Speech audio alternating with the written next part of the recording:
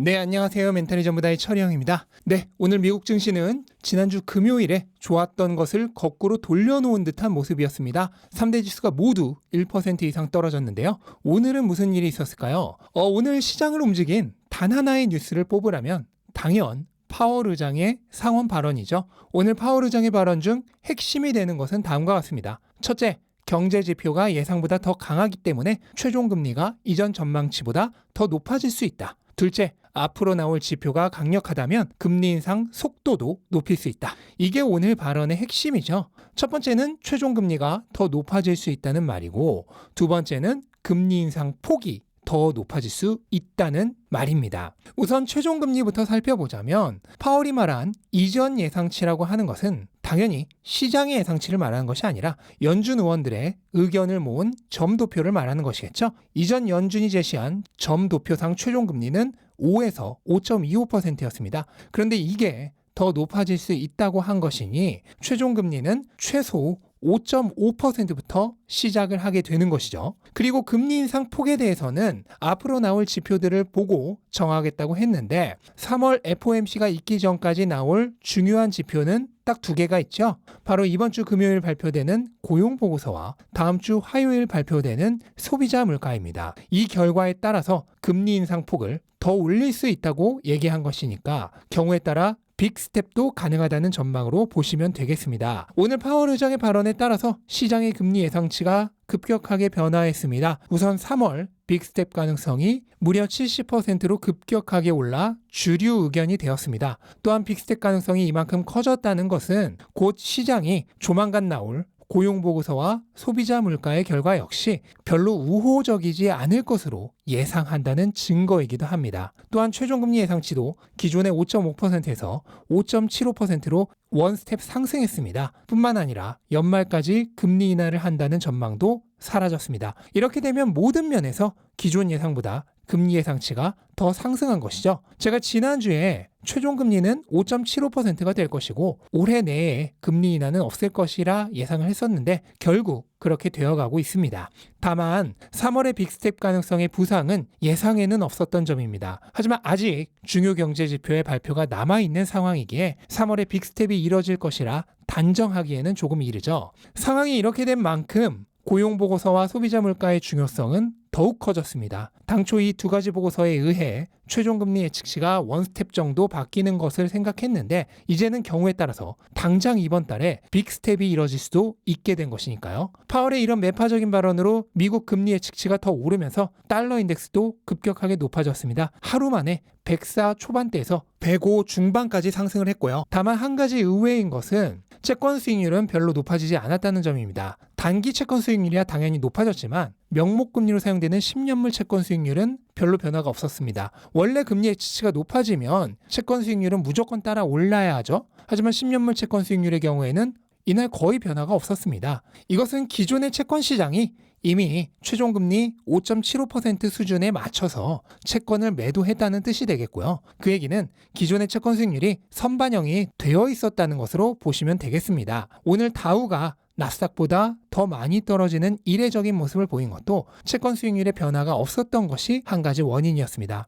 어쨌든 오늘 파월 의장 발언으로 인해서 시장은 당분간 약세 분위기로 흐를 수밖에 없어 보이는데요. 키는 고용보고서와 소비자 물가가 모두 쥐고 있다고 봐야겠죠. 그럼 만약에 이 경제 지표들이 시장에 불리하게 나와서 금리 예상치가 정말 지금의 상태로 굳어지게 되면 어떻게 될까요? 그 경우에는 안타깝게도 시장의 반등 시기는 뒤로 밀릴 것 같습니다. 연초 시장이 강하게 상승할 때 금리 예측치는 최종 금리가 5%에 11월부터 금리 인하가 시작될 것이었죠. 근데 지금은 최종 금리 예측이 무려 5.75%에 연내 금리 인하는 없는 방향으로 가고 있습니다. 원래의 계획보다 훨씬 더 무거워진 것이죠. 그렇다면 기존 시장의 반등은 너무 빨리 출발한 것이 되어버리니 그만큼 회복 시기가 뒤로 밀려야 한다고 볼 수 있겠습니다. 일단 정말 현재의 금리 예측치가 현실이 될 경우에는 S&P의 경우 뚫어낸 추세 저항선 밑으로 다시 내려갈 가능성이 높습니다. 이후 전저점까지 떨어지지 않더라도 바로 직전 바닥이었던 3,800 정도에서 머물다가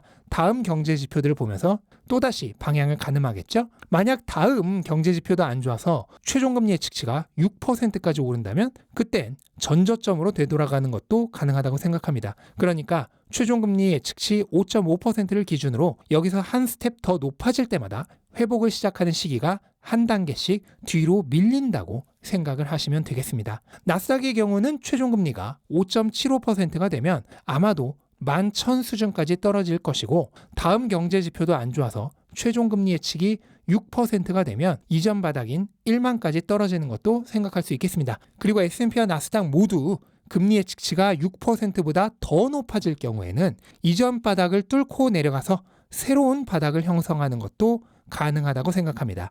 결과적으로 이 모든 상황을 다 미리 읽을 수 있는 사람은 없습니다. 모두 경제 지표가 이렇게 나오면 시장이 이렇게 될 것이라는 예측에 불과하죠. 문제는 시장 결과의 원인이 되는 경제 지표가 어떻게 될 것이다 라는 것을 읽을 수가 없다는 점이죠. 이미 많이 보셨겠지만 경제학자들의 예상치란 것도 맨날 틀리는데 이걸 누가 알겠습니까? 따라서 저는 이러한 시장 예측을 하지 말라고 계속해서 말씀드리는 것입니다. 그러한 예측에 따라 거래를 하려고 하면 투자는 평생 괴로움입니다. 죽을 때까지 시달려야 하죠. 가끔 이런 말을 하시는 분이 계십니다. 지금은 시드가 작아 도박적인 투자를 하지만 내 시드가 100억쯤 되면 정말 맘 편히 투자할 텐데 과연 그렇게 될까요? 예측에 따라 가격 흐름에 집착하며 투자하는 사람은 시드가 100억이 되든 1000억이 되든 늘 괴롭습니다. 사람은 언제나 과거의 자신이 아닌 지금의 자신을 기준으로 평가하기 때문이죠. 그렇다면 평생 괴로움과 함께 해야 한다는 뜻인데 정말 그렇게 하고 싶으십니까? 제가 주장하는 투자법 외에도 세상에는 수많은 투자의 방식이 있습니다. 어느 방법이 옳고 그른 애는 없죠.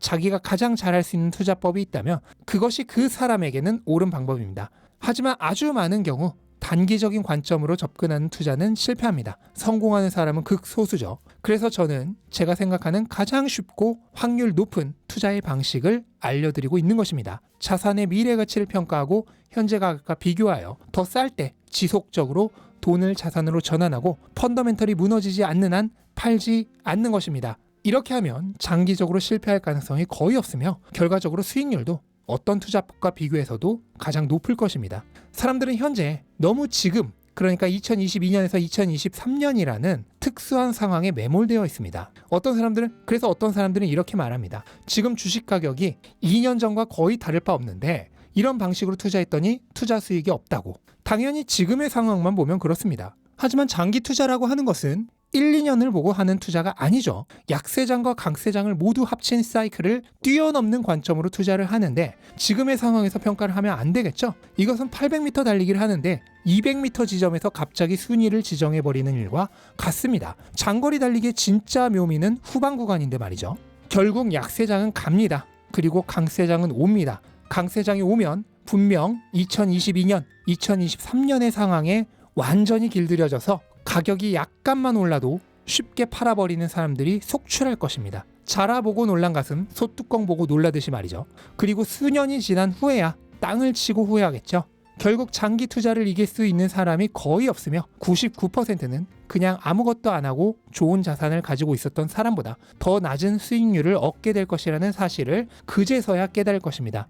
그런데 이것은 새로운 사실이 전혀 아닙니다. 이미 과거 기록으로도 다 나와 있는 사실이죠. 그런데도 사람들은 자기가 직접 겪어보지 않으면 알지 못합니다. 하지만 여러분들은 겪어보지 않으셔도 미리 아셨으니 남은 것은 실제 그렇게 하는 것입니다. 지금의 상황에 매몰되지 않으시기 바랍니다. 성공하는 사람은 언제나 남들이 보지 못하는 것을 볼 수 있는 사람입니다. 투자든 사업이든 마찬가지입니다. 다른 사람들이 보는 것만 보면서 그 뒤를 졸졸 쫓아다니면서 성공할 수 있는 방법은 없습니다. 다른 사람들이 보지 못하는 것을 마치 보이는 것처럼 확신하면서 자신 있게 나만의 길을 걸어낼 수 있는 사람만이 성공합니다. 여러분은 어떤 사람인가요?